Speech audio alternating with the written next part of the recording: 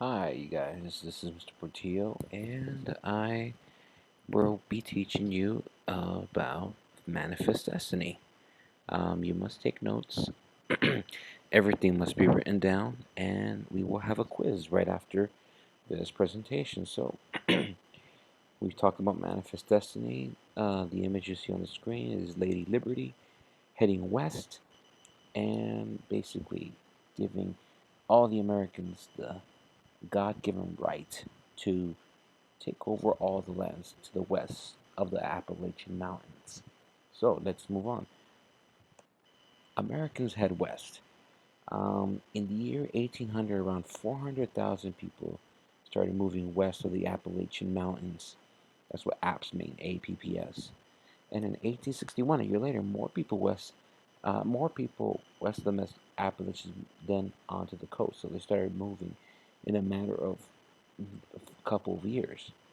And so many of them moved for religious reasons or just to own their own property, own their own farms. John Lewis O'Sullivan, named this act "Manifest Destiny," or the idea that God had given the continent, the whole continent, North America, to the Americans, and wanted them to settle west of of their own lands. And so many of these people just decided to choose specific areas, and they basically found um, a when they found their perfect area, they just basically sat in it and said, "This is mine." So, pretty intense. Next slide. Settling the Pacific. And so obviously many of these individuals would have problems going from east to west, and so it was very much of a big challenge, very new to many of these Americans, and so out of all these Americans, a few of them became really dedicated to their to nature. And so one of these types of people were called mountain men, and they were very knowledgeable of the area. Especially as you can see in the picture, you have a picture of a mountain man holding these, as you can see, antlers.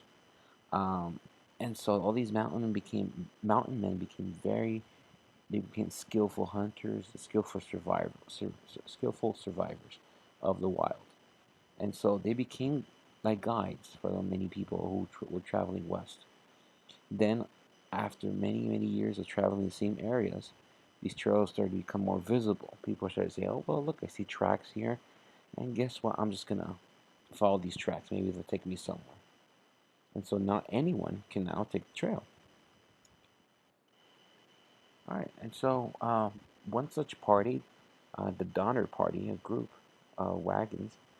There was 87 of them, and they were trapped in a storm in Nevada. Unfortunately, half of them die, and the other ones survive on their bodies. So they became there was cannibalism, started eating each other. Um, then on another occasion, 1840, 1860, Indian attacks were very rare, but they started growing as travelers moved west. So here's a question: why would Indian attacks start increasing when these Westerners, these Americans, started moving to these lands? Well, because they were taking over Indian territory. And so the government and around 8 Indian tribes negotiated the Treaty of Fort Laramie, which we'll be talking about later on in 1851. And the last slide is the Mormon migration. Um, we've talked about this individual. He's very famous. Um, but in 1848, Joseph Smith, the founder of Mormonism or the Church of Jesus Christ of Latter-day Saints, um, was killed in Illinois by a mad mob, a huge mob. They killed him. They didn't like his ideas. He was dead.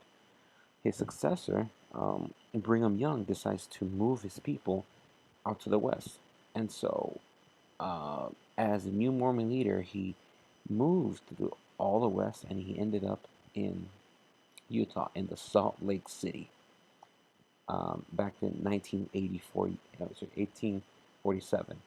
And this trail that these Mormons used was called the Mormon Trail.